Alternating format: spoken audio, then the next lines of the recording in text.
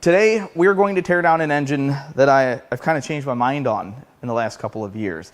As many of you know, I have an affinity for older BMWs. Some of the cars they've made in the past check all of the boxes for a very select few people. And for those people, they make wonderful cars. For everyone else, the vast majority of people, do not buy an older BMW if you don't know what you're getting into. They make horrendous cars for people that don't know how to wrench on them themselves. And no other vehicle manifests that thought better than vehicles powered with the 5-liter V10, the S85B50, which came in the 2006 through 2010 M5 and M6. Now, over 500 horsepower sounds great, and speaking of sounding great, these engines make harmonious sounds. These are one of the best sounding engines that BMW has made, but that comes at a big price. Now, the reason I've changed my mind on these engines in the last couple of years is not because they've gotten cheaper, they're more expensive. It's not because nice cars are easier to find, they're harder to find. It's not because they're easier to work on. It's not because they have proved themselves to be reliable once you fix X number of parts. No, the reason why I've changed my mind on these engines is because by comparison of what they make today, all of the problems with this engine are finite. Everyone knows everything. This particular engine is not a core return like many of the other engines I've torn down on this channel. It is not an engine I found on Facebook Marketplace at 1 a.m. and it is not out of the back of one of my customers' shops. This is the engine out of a 2006 BMW M6 with 121,000 miles on it that I bought on purpose at the auction. Now, this car follows the rule that I have established for buying the V10 powered M cars at the auction. If the car is not wrecked, there's no chance that you're going to have a sellable engine. It just doesn't happen. But if it is wrecked, you have a 50% chance that that engine is something that you could sell to somebody and feel good about.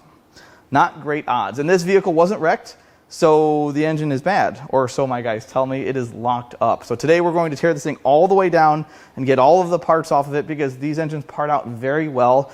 At least the sellable parts do. The first thing I'd like to do is verify the claim that this engine is bad. So I personally didn't have a hand in this vehicle's dismantling, but it did turn. That was past tense. Okay, maybe it goes the other way. Oh, hey, we fixed it.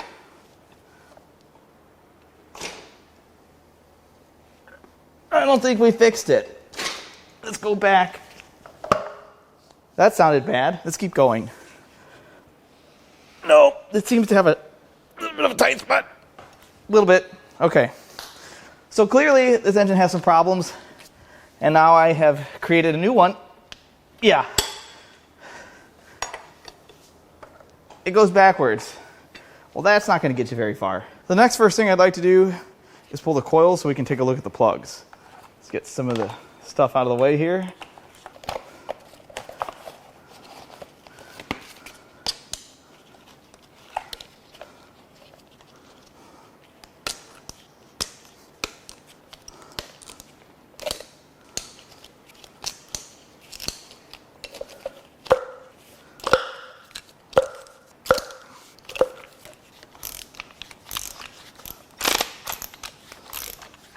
That's not coming out so hot.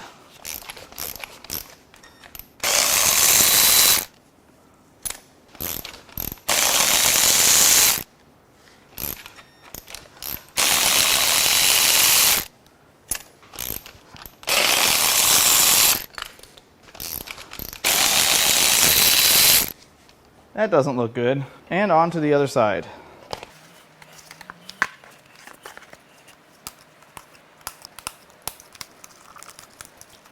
And get this out of the way while we're in the neighborhood.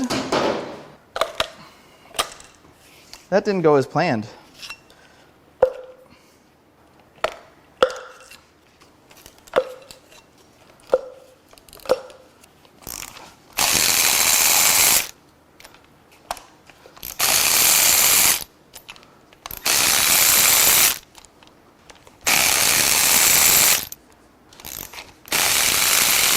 Well, there's some good. The good is they're all the same kind of plug. They're all the right plug.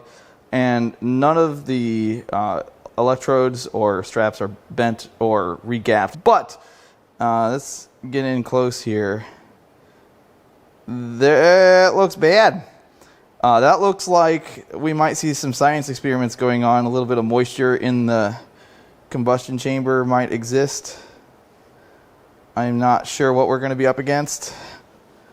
There's a better angle. They don't look great. All right, next we're going to take a minute and start unbolting some things. The harness, get these covers off. There's a module underneath here. We're going to kind of get this engine cleaned up so it's easier to work on.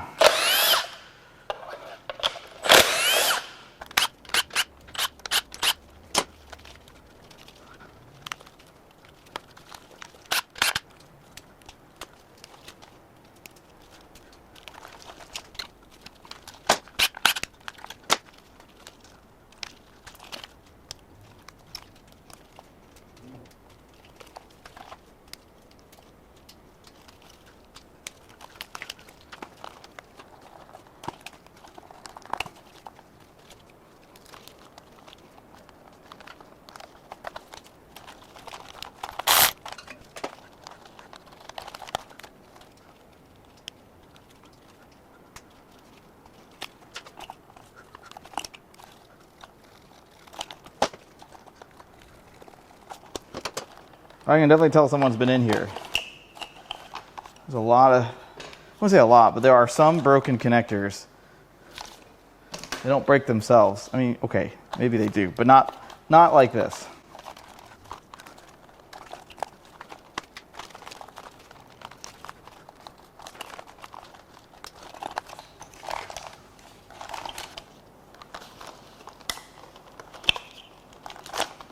Those are the throttle actuators.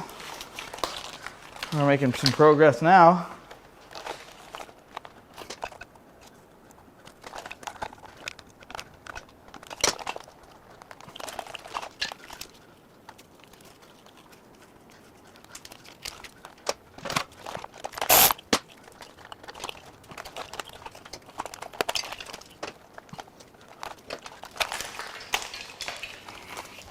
That wasn't too bad. And I didn't break a single connector that wasn't already broken. Normally, I'd be peeling the individual throttle bodies off, but I'm not going to do that because it'll be easier to get those off once the valve covers are off, just a little bit more room. So now we're going to peel the valve cover off, but first we have to start with the secondary air injection valve. My guys are trained, my dismantlers, to take these off when they pull engines out so that it doesn't get caught on the car and break the cylinder head. Because it will.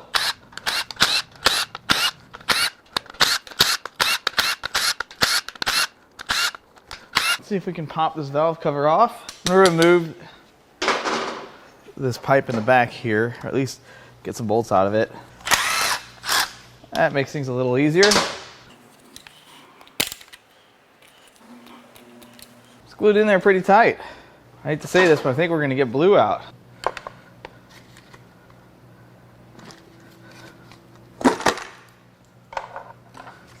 Well, let's see, what do we look like in here? Well, I've certainly seen better. I think they were trying to get the most out of their oil. There's a lot of buildup in here, but I don't see any damage. So this thing has a lot of varnish, a lot of oil deposits in here. And I see a little hint of metallic hue. It's just a hint. A little bit in the pockets right there. See that? That could be some forbidden glitter. That's exactly what that looks like to me. No large chunks. The rest of the debris that you see in here is from pulling the valve cover. That stuff literally went everywhere when that thing popped off. On to the other side.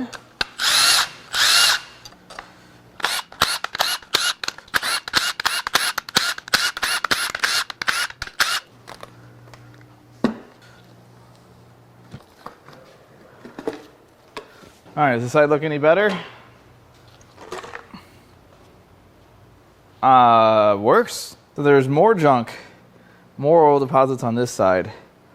That looks pretty terrible. This is what I would expect out of, I don't know, like a 325 that you know, they're doing 7,000-8,000 mile oil change intervals. Not an M car.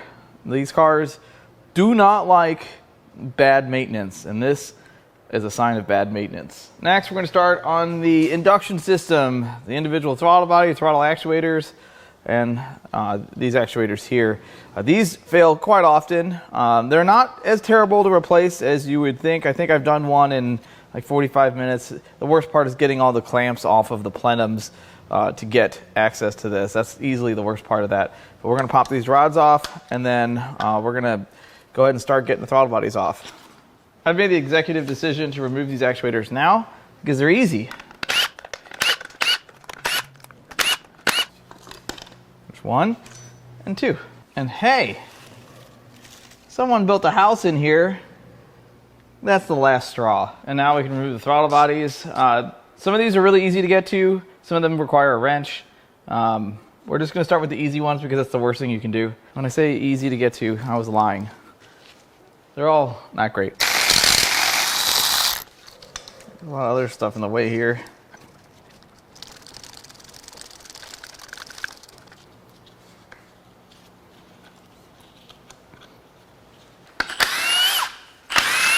Buy us a little room here. All right. I don't think we can get directly onto any of these. Looks like we're going to wrench it out. This is the tool for the job. Quarter drive, swivel 11 millimeter. Until it gets stuck on the first one. It's not stuck, it's just not, I know where it is. I didn't lose it. All right, there's one. If I hold the throttle plates open, it's a lot easier to get to some of these. Let's do that. 2. 3. That one's a wrench for sure. All right, I think we're just down to the end one on here. Let's get a wrench. This is the one that's the most fun. It's not terrible. I'm sure it's not great in the car, but here it's fine. Okay, let's go to the other side.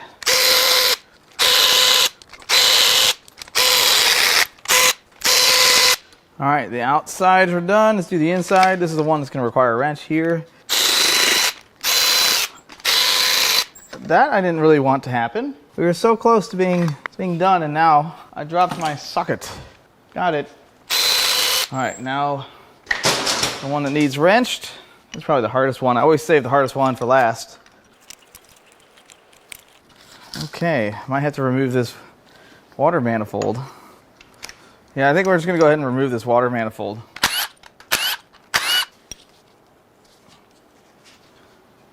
Blue.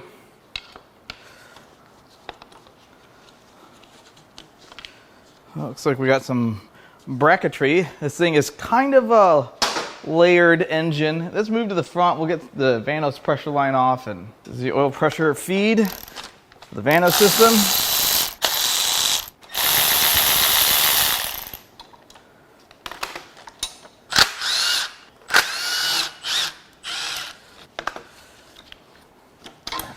Look at how much room there is now.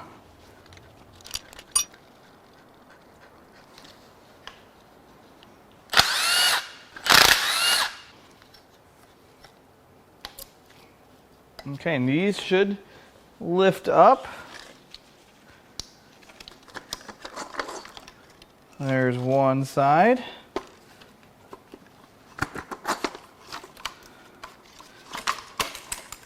And throttle bodies are off. Before we go down the intake ports, let's get the idle air control motors off this engine.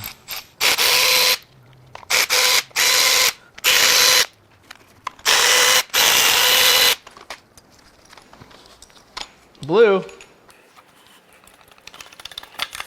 These are O-ringed in, so they put up a little bit of a fight if they haven't been off in a while.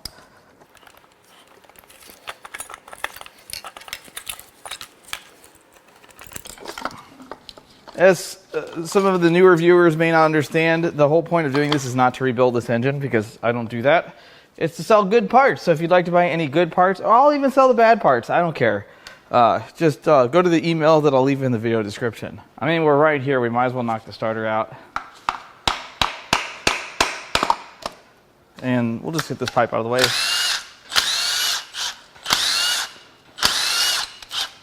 So let's go down the intake ports. This is the right bank or passenger bank here in North America. And these are beautiful.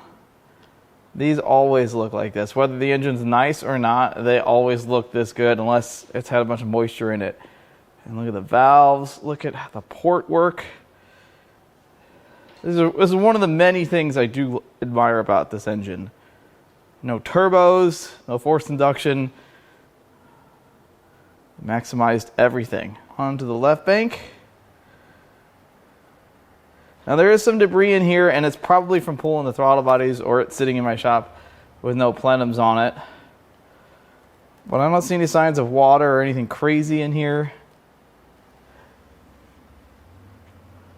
It all looks pretty standard to me. Do a little cleanup and get some of these cut hoses out of the way.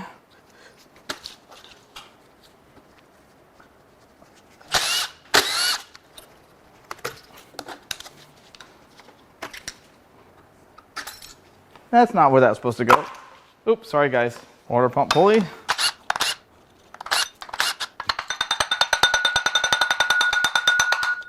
That's not working too good either. Blue. Really don't want to hurt the water pump in this process. But, all right, more coolant pipes.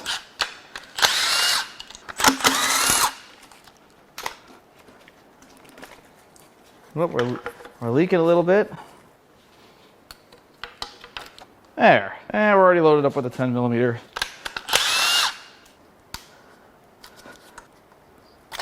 And these are the Vanos solenoids. Just disconnecting the sub harness.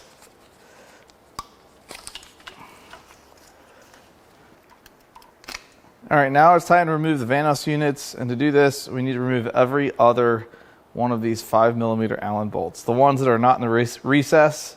These here, and the problem is to get to all of these, you have to turn the engine over. So I'm going to get to the ones I can get to now on both banks, and then I know the engine does move a little bit, so we're going to see if we can get to all of them. This could either go well or just awful. Okay, let's go to the other bank.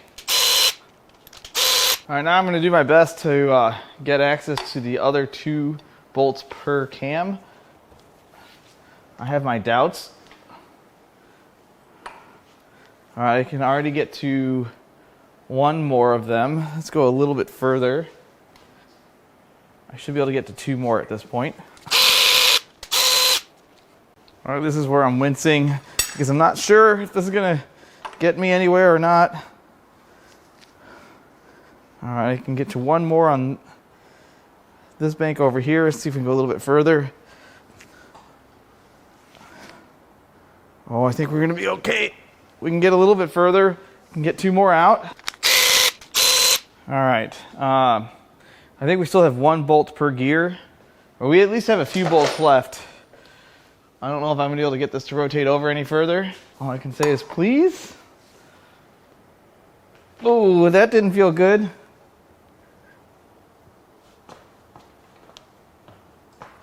I don't think that's moving. Let's go the other way. So all the bolts are out of this Vanos unit here, but it won't come off because there's 1 bolt still on one of the plates. If I buzz this one off, this will pull away from the head, but we're going to just keep going this way, see how far we can get. Oh, so it appears to have a bad, real bad spot. I'm not sure what I want to do yet. There's 1 bolt on this gear, and how far are we over here? As far away as possible. I'm going to unbolt this next, see if I can get a little more access. Might have to do some things I'm not proud of. All right, let's give this a little tap here. Ooh, just spray a little bit of oil out of it.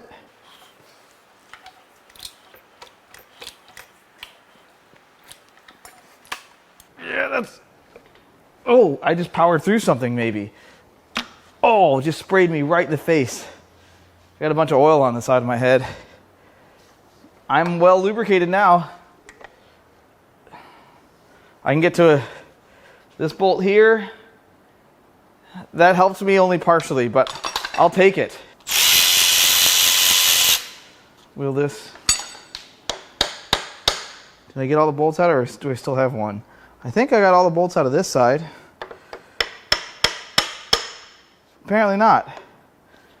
All right, well, let's see what we got going on over here. I can see one. Oh, there's 2 bolts. I could almost get another one. All right, let's see if we can't turn it over just a little bit more. Oh man, come on now. That's a hard no, but I think I can get that one off anyway. Yeah, I can get this one off. All right, look at that, plate's loose. Now 1 bolt in here that is keeping me from getting the whole unit off. All right, we're gonna just try to go back and forth. This one, same deal. Looks like there's 1 bolt on each. But watch this. And like so, I have access. There's 1 Vanos unit out, and it looks not great. Now, can we apply the same measure to this one? I don't think so because of which one it's stuck on. Let's just try rotating the engine just a little. And we're a lot farther than I thought we were going to be, considering what this engine was like. Oh. Oh. Yes, please. Yeah. Didn't have to do any hokey stuff. Didn't have to get the vice grips out. And we're going to come apart just fine. So I don't know if you can see what this looks like, but this is the worst looking S85 I think I've ever taken apart. That's got so much metal in it. And the sad thing is that when there's this much metal spread through the oiling circuits in this engine, so many of the parts are going to be ruined. A lot of very expensive parts. At this point, I'm going to crack the cam gears loose with the impact. It's not really cracking, but zipping. Ooh. I felt like that was going to happen. All right. Instead of doing that, we're going to use the breaker bar. It'll be significantly safer. Or not. I feel like I ran into this problem last time. Now this doesn't ruin them, but it makes you have to put them back together. And to be honest, when they have this much what I suspect to be suspended metal or metal contamination, doing it this way, not really hurting anything. Yeah, those are tight.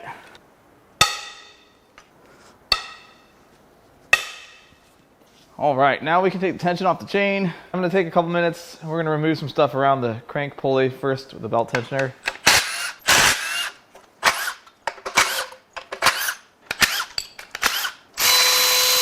And we'll finish removing this Vanos pressure line.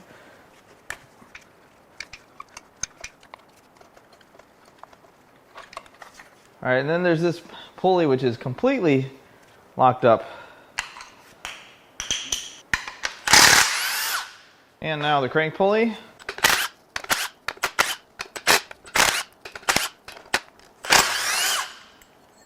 And now the 4 E14s. Okay, I need something a little more leveragey. Ah, that's dangerous. Yeah, let's just hit it with a big old impact. All right, this should do it. Let's take the extension out of the arrangement. Broke that one. At least get them cracked loose first. Ooh, that sounded wonderful. Well, that makes it easier.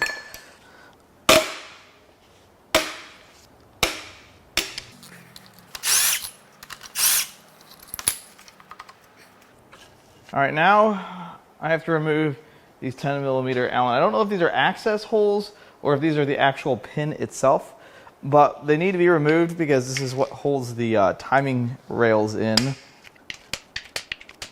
Let's see. Oh, there's just access. Okay. Before we go any further, I'm going to remove the timing chain tensioners. There's one here. There's one on this side of the head here. I don't know. I think I'm just going to crack them loose first, and then I'll zip them out with the old impact. Nope, let's go around this side before I bludgeon myself. One tensioner removed. There we go. And now we'll go through the holes and remove 1, 2, 3, 4, 5 pins from the timing guide.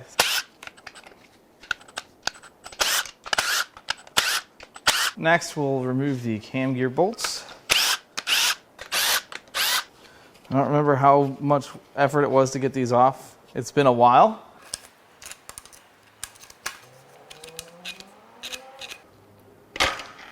Okay, there's the exhaust. Exhaust gear is removed. And what we'll do is we'll just slide the chain behind it. And that is off. Let's go do the other side.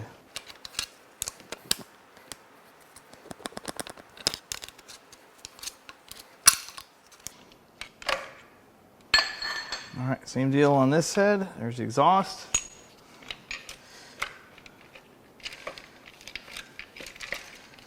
And the cam gears are removed. There's one. That one fell all the way in. All right.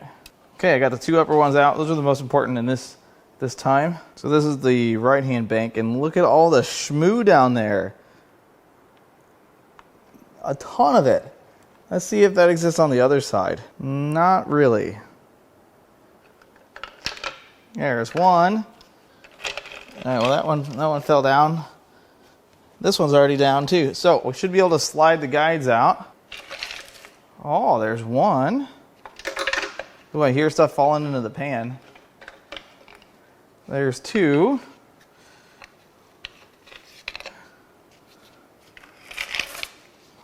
Look at that. All the guides came right out. Well, the guides are actually pretty worn. I've torn out several of these engines in the past, and I can't say I've ever seen one with bad guides, but these are very worn. Now, there's also these little removable things here. Let's see if we can pop those out. I'm not really quite sure what this is for, but I'm sure someone will answer. I know they come out. I know they come out. Well, they come out. It looks like, oh, there's oil that comes through there. That's what that's for. The pins probably transfer some oil. I threw those in the bolt bin, so I don't have those handy, but I would not reuse these guides at all. Now it is time to crack the cam cramps loose. We're going to crack all these loose, pull the cams, inspect the valve train, and then that also gives us access to all the head bolts.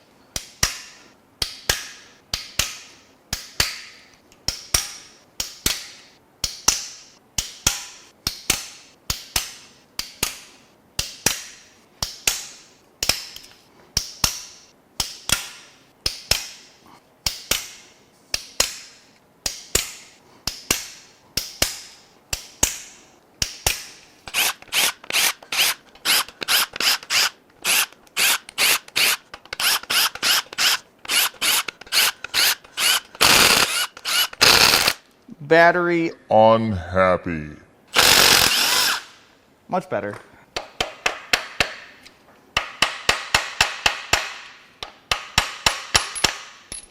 Come back here.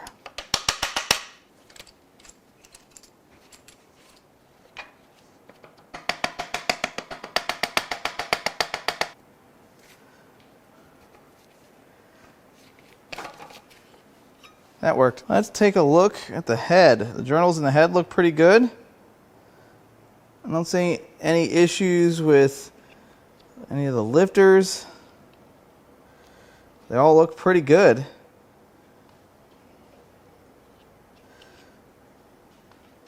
There might be a hint of some grooves in that one. But overall, this is pretty decent. Now the cams, I'm not too crazy about the finish on some of the journals. And I don't know why it looks like that. It almost looks like chatter, but there's just no way for that to happen. I'm sure someone can explain why they look the way they look, but I don't really see a ton of damage per se. The caps have a little bit of wear.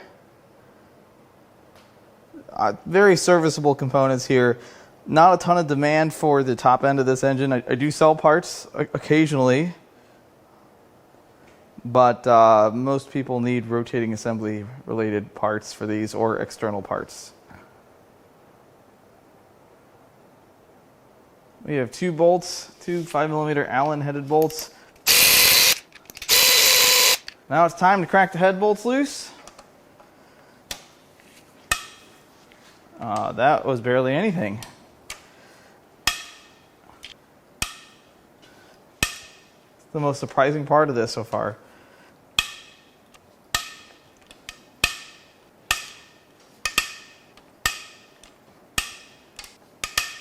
Okay, let's zip the head bolts out.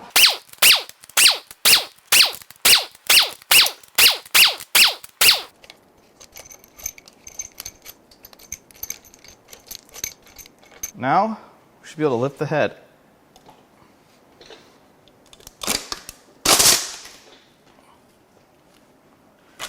So here's the head gasket. It looks fine. That looks nice. Well, the first thing that struck me is the pure amount of junk in here. There's a lot of buildup on the tops of the pistons. I don't see a ton of signs of moisture, and it doesn't look like any of these pistons met the cylinder head, which is good. That's really good. I would be shocked if I got a good crank out of one of these. It just wouldn't happen. But this here, well, it just fell in there. All of this junk could potentially keep this engine from rotating all the way over.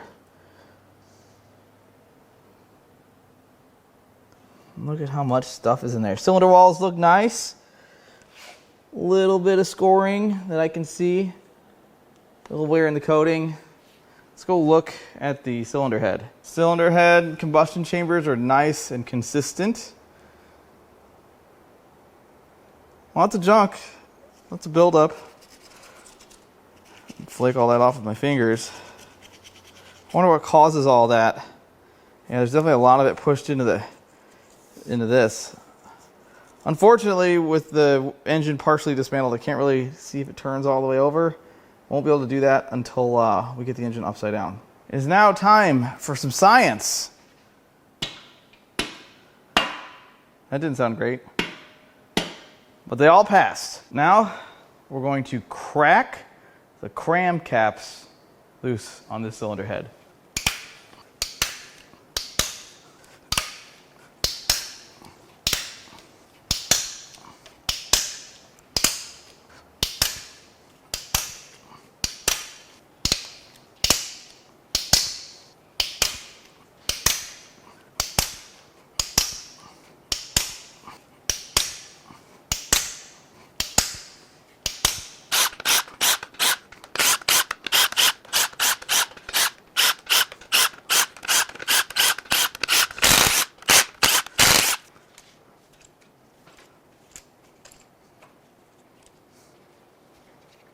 So this side looks very similar to the other. I don't see any flakes of bearing or any metal in places it's not supposed to be. No deep scratches. It looks pretty good. The cams look just like the other side. I don't see any signs of damage at all. There is a little bit more wear on some of the rear cam caps, especially when you get into like right there. That's not wonderful. Still serviceable, I believe. Definitely one of those things I'd have to tell a customer, not perfect. We have these 2 bolts at the very front. And now it is time to crack the head bolts loose, and I was really unimpressed with the amount of torque required to remove the other side. So for this side, we're gonna use a 1/4 drive ratchet. See if I can do it with this. This might not work. No, it works just fine.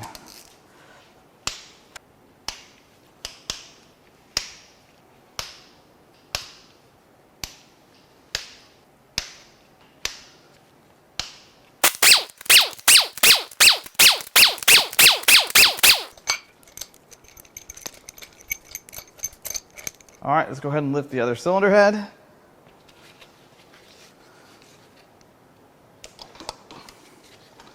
I said let's lift the other head.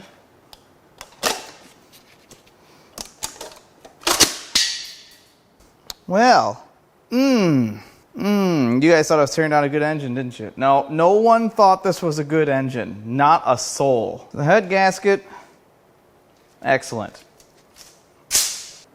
So everything looks fine. Lots of junk. It all looks great until it doesn't. Because that piston clearly struck the cylinder head. You can see where the carbon has been cleaned off of the top of the piston. And that only happens when a rod bearing deletes itself and the rod and piston are flung up into the cylinder head. So we definitely don't have a good engine here. The question is, how bad is it really? And is all the junk in here enough to keep it from turning all the way over? And I think it is. Look at all that stuff built up on top of that piston. I don't know that I've ever seen this kind of buildup in a BMW engine of any kind, let alone something that is supposed to see, you know, crazy high RPM. What was going on here? And there are some signs of corrosion, not too prevalent, just a little bit right here. But this is the one where you can see the piston cleaned all the junk off the surface of the head. Now, I don't see any marks on the valves like they were struck by the piston. And generally speaking, when a piston hits a cylinder head in this area, if it's not deformed, the head is fine. So I wouldn't use this as a reason to discard the head. I think the head is going to be fine. Obviously, any cylinder head that I sell should go to machine shop, get resurfaced, get checked, valve job, etc. But this is the only sign of actual trauma inside of this engine that we have uncovered so far. Time for another round of science.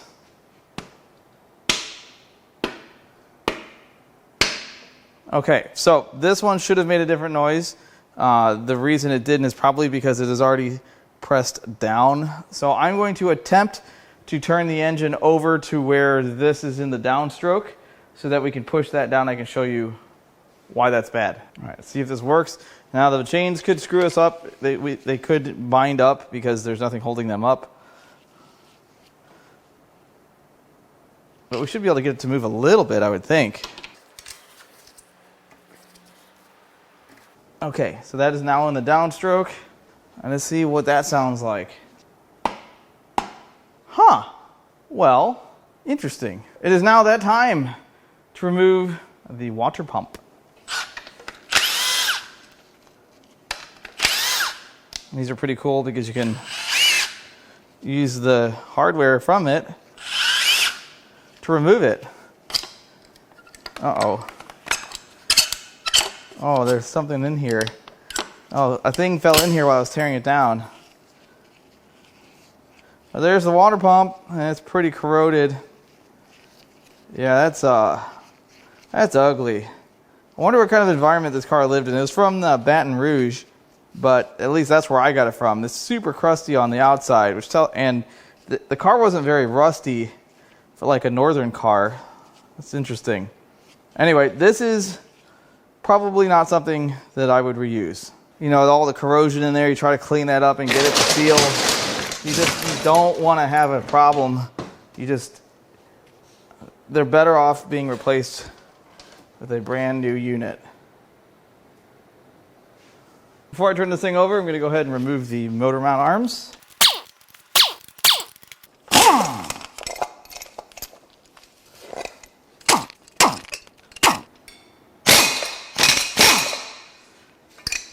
All right, now we're gonna roll this thing over, make a giant mess, get all the juices out of it. My guy should have drained it. I'm not gonna say I have doubt, but I'm also not gonna hold my breath. A little bit of coolant, a little bit more coolant, a bunch of oil. Not too bad. I think it was drained. I've seen a lot of comments in my videos asking where you could buy shirts like the ones I wear in my videos like this one, and you can get them at Blip Shift. I'll leave a link in the video description. Now it is time to remove the oil pan. Let's get this harness out of the way first.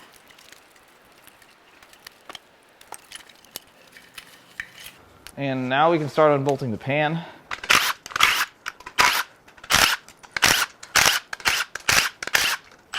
Nope. These are kind of tricky pans to remove. Not terrible. All right, those are the easiest ones. All right, the front of the pan is loose. All right, let's focus on the side.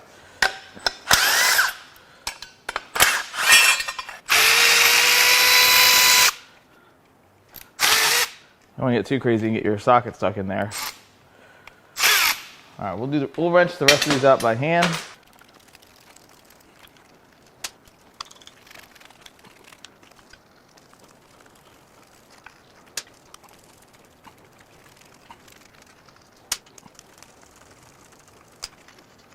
All right, let's go to the other side.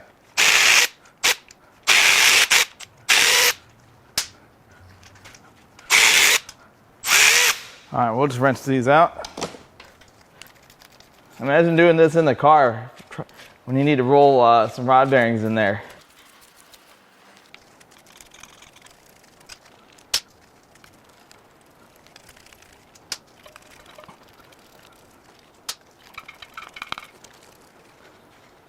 And we're not done. All right, this has 4 T30s buried.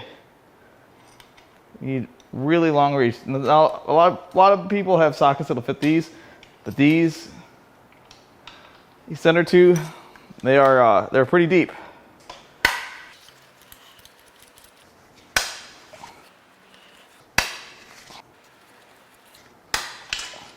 All right, this is the final bolt. Now before you go pulling on this pan, really good idea, take a magnet and try to retrieve the bolts. Because if you don't have them all the way out, you're not going to get the pan off. And now we should be able to just lift this off. Look at that. Let's set this on the bench. Ooh, that's not good. So I don't see anything blown up in here, which we didn't really expect too much chaos, did we? Pan gasket looks fine. Well, certainly one of these is not happy. At least one. Look at the sparkles on that. Boy, this didn't work out. And then when you get to this, there's some chunks. Let's see if we can figure out what those chunks are.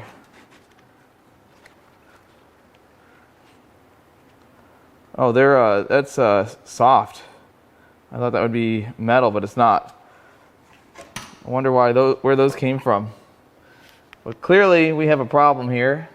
It's starting to add up. So this is a high pressure Vanos pump that feeds the Vanos, or variable valve timing system. This is our regular oil pump. It's not a regular pump by any stretch, but we're gonna go ahead and get all of this stuff stripped off. I don't know how much we're gonna take apart. Probably not gonna take this dude apart. I don't really know that I have the ability to do that here, but this, we'll see.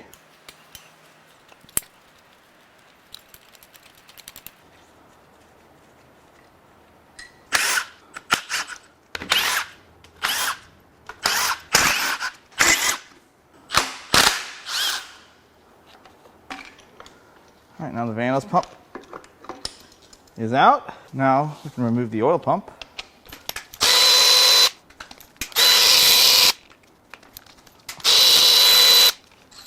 I pull the bolts out first. And the oil pump is out. Let's just see what happens.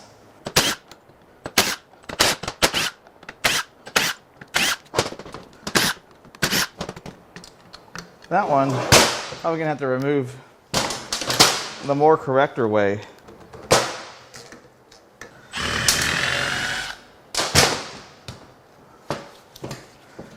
Are there bolts on the front? I bet there's bolts on the front. Wouldn't you know it, there's bolts on the front. Oh, it's coming apart.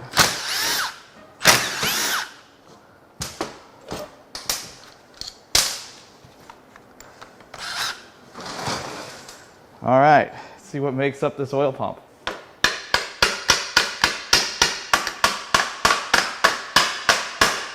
It seems to be doing zilcho.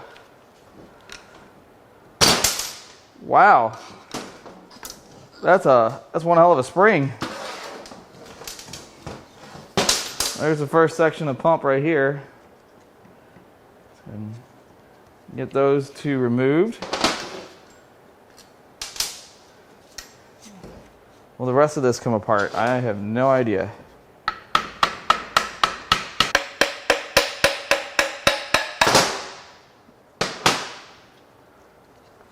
That does not come out of that. Easily, anyway. It's got these cool veins in here.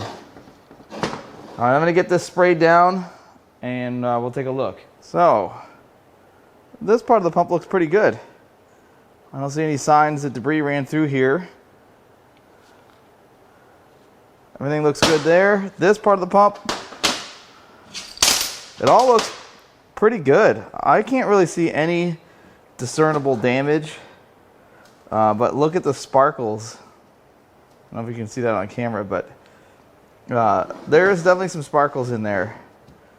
Not a ton, really fine material, but anytime you've got metal in a pump, it's bad. Bad news.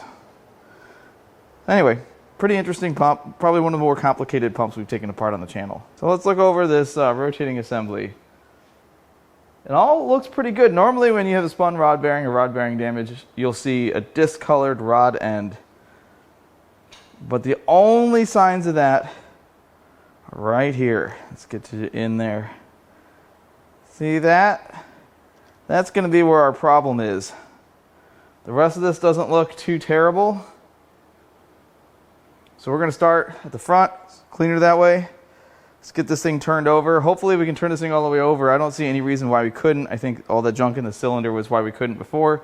And then we'll start with the first two rods and pistons. All right, now it's time to see if this thing turns all the way over, which will change how much work it is to get this thing apart. Or determine it anyway. Okay, so it's still really ungood. Oh, blue hit the ground, but I think it's gonna be fine. Let's lock this in, put the brakes on.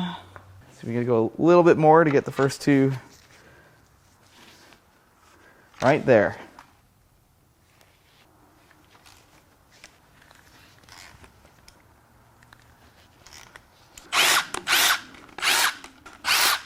All right, first bearing shells being revealed.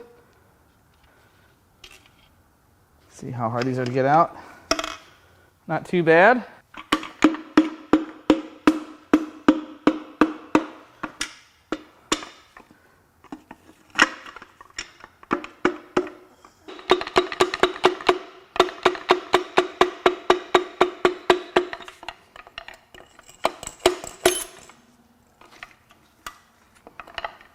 Use my knee to stop it.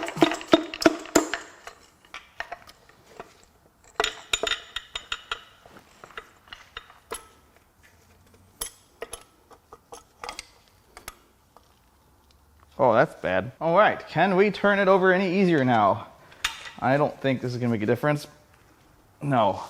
We're actually gonna go backwards to get to the next two.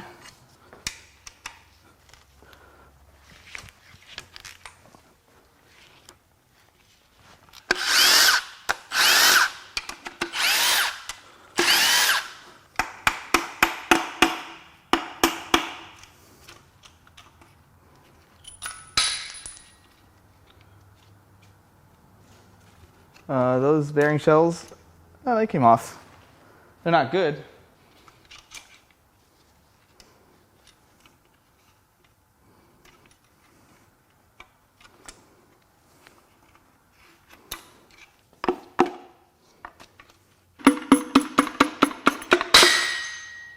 Uh-oh.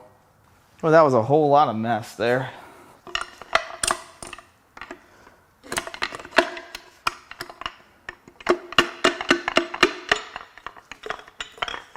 Is it easier to turn over now? Kind of. I would say yes, but not great.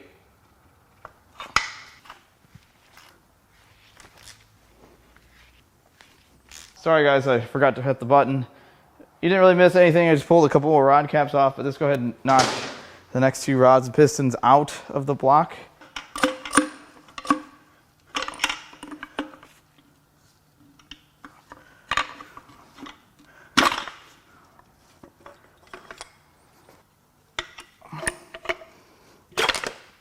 Now it's going to be easy to turn it over, right? Easy. It is easy. Well, I just found the easy spot. That's bad. Okay. That should be enough to get the next two. All right. These are the two I suspect with being damaged.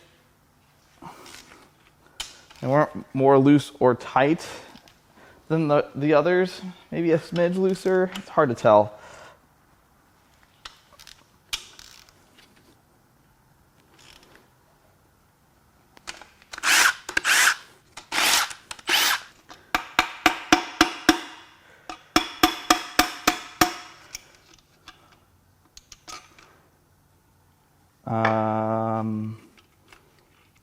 Well, that came off okay. Doesn't look great, but it came off okay. Well, what about this one? That one's bad. Wait, where'd the bearing go? Uh-oh. We've got trouble. So, you can clearly see the difference between the good journal and the bad journal. And what is odd is there is no bearing on the rod cap, but if you look down here, let's see if we can get a good shot at that. There's some bearing on bearing action. Those bearings are making sweet, sweet bearing love to each other, apparently. You can see there's tons of bearing material jammed in here. That's a problem, and it's also why we couldn't get it to move in the downstroke. We had no extra play there, because the bearings are still present. They have just stacked on top of each other. All right, first let's get the unaffected rod out of the way.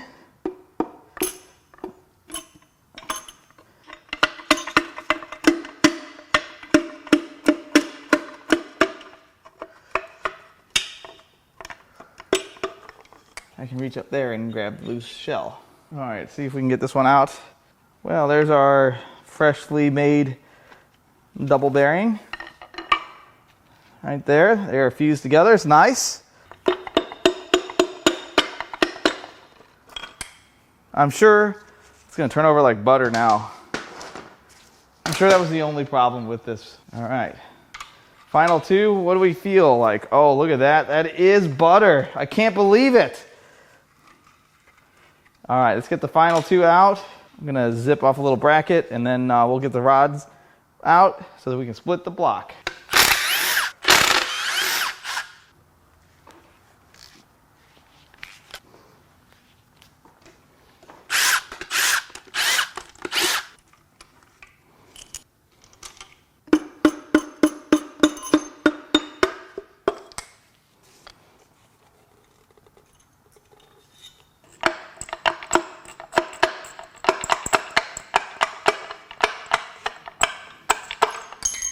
Now it's time to split the engine. This has a bed plate. And like a total noob, I mounted the engine stand to the bed plate. I don't know, I wasn't thinking. I just wasn't thinking. But that is something that we will contend with later. That is not an Eric problem of right now. That is a Eric problem of in 15 minutes. So let's go ahead and get all the bolts out. There's some Torx around the perimeter. There's regular bolts here, and then there's some external Torx here. We're just gonna add some. Oh, there's more Torx there. We'll get this all apart. I think those are the only T30s. These are all T45s.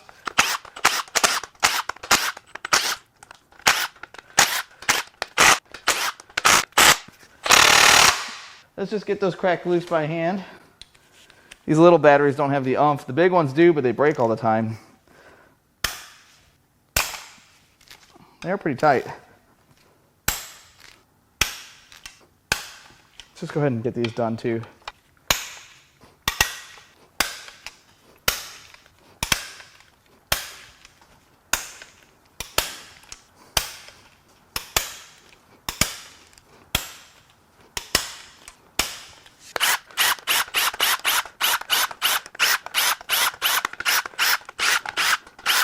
Get some more bolts out of it.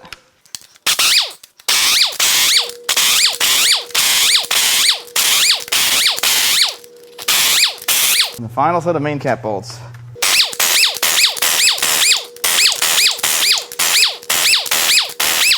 All right, I'm done taking bolts. Wait, I'm not done taking bolts out. I'm almost done taking bolts out. All right, now I'm going to take the 2 bolts that hold the engine to the engine stand because I bolted to the bed plate like a damn noob. So let's go ahead and zip these out and don't look at it. See, it didn't even move. It's fine. I did no harm. Now this one, don't look at it. See? I hope you guys didn't hold your breath. Now we're going to pry on it. Now that the engine stand is very firmly mounted to the engine's mounted to the stand very firmly with 2 bolts. Oh, that didn't take very much. Let's go over here, crack it loose over here. The fact that the bolts are still in it. Now I'm trying to keep the bolts in it because I'd like to sell the block. I think the main seal is now our biggest main problem. Let's see if we can fish that thing out of there. Yeah, it's still good. All right, now this should lift up pretty easily. Probably not, but it's fine. Oh, it's fine. It's always fine. And now we can just pluck the crank. Let's get the front seal out. That looks good.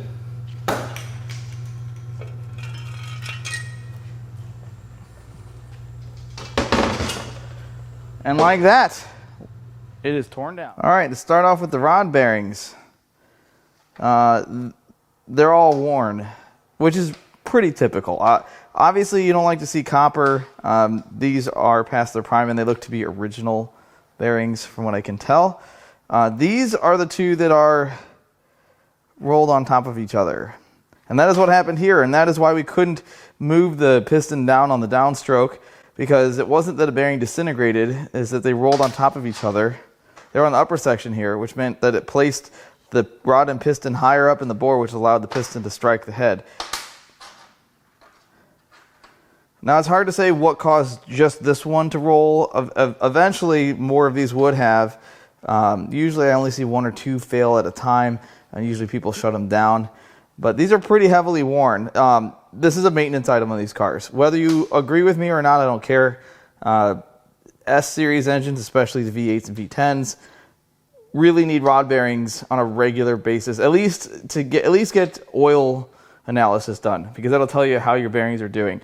Now, something else I noted about this engine, besides its overall poor maintenance condition, the oil rings are really plugged up. This thing was chugging some oil, and that explains why there's so much crap on top of the piston.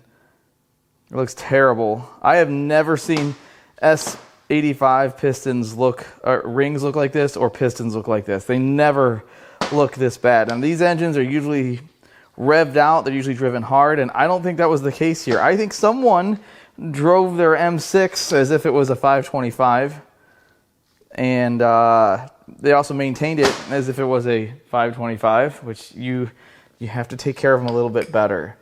Now, the good news is that most of these parts, there's a few marks on some of them, but most of these parts are reusable. This one I wouldn't reuse, but I do sell rods and pistons out of these when I have them that are in sellable condition, which is not always the case.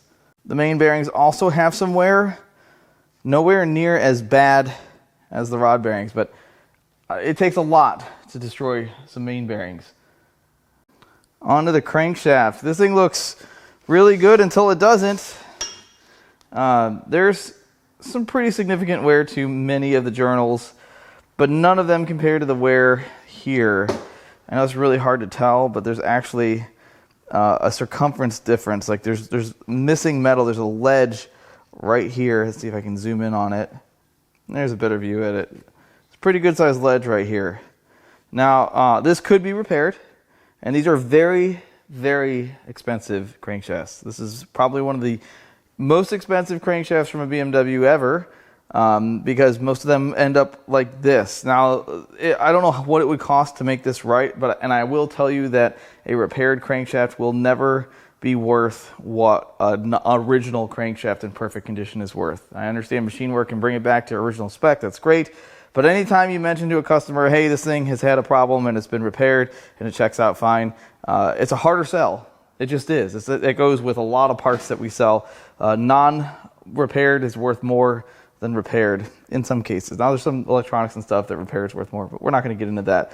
But I still think the crank has some value the way it is. I think I will be able to sell it for, it's hard to say, a couple $100 maybe, because it may still be way better than someone else's, because I've seen a lot of these really tore up, and this one isn't as bad as I expected. The other thing that's surprising is that the condition of the bores are pretty good. Now these are coated bores. These are not machined.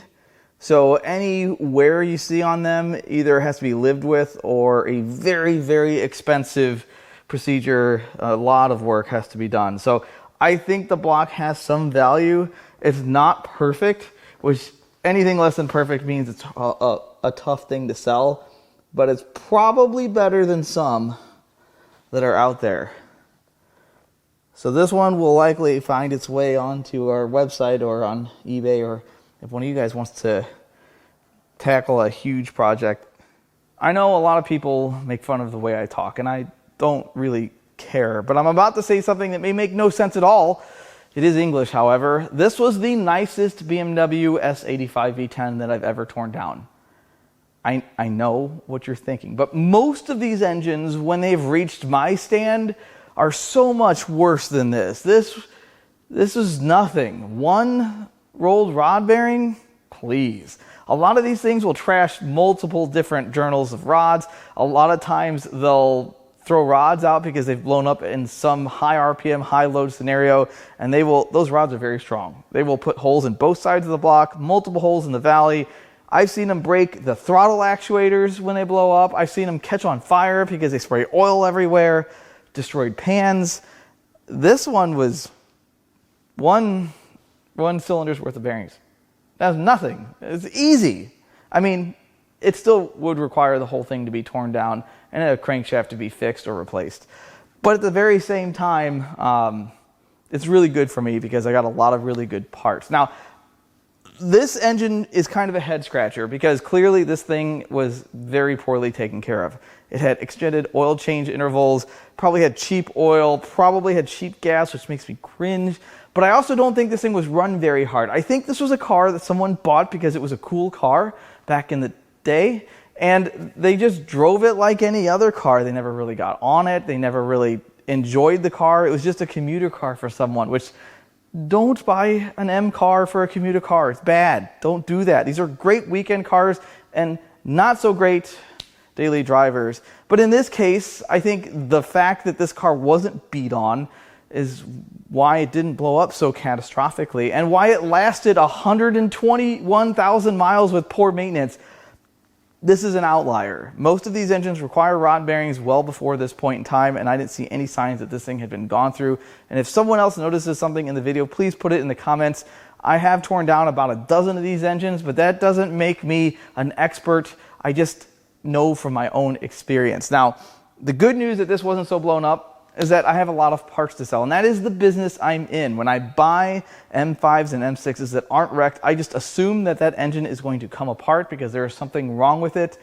And in this case, I didn't pay a whole lot of money for this car, so I still did very well. It had a good front end on it, had a lot of other good parts to sell. But if you'd like to buy any parts out of this engine or anything else from an E6X chassis, E61, E60, I have a lot of E-chassis BMWs at my place. I'm going to leave our email in my video description. You can also go to importapart.com and peruse our inventory. I've been uploading our parts cars in the complete part out section every single week. We're usually adding 4 to 5 cars a week. Now, I know some of you are wondering why I'm standing in front of this 1989 Pontiac Trans Am GTA. Well, the last video I put out, which is normally on a teardown night, I put it out on this thing, bringing it back to life. And there's going to be another video on this car very soon, getting it to run correctly. But if you'd like to get more content on this thing, you will find, I wouldn't say the lesser important, but the less critical video, less critical content on this car on my wife's channel, The Car Wife Life. I will leave a link to her channel in the video description. As always, I love all the comments, all the feedback, and even the criticism. I love it all, and I'll catch you on the next one.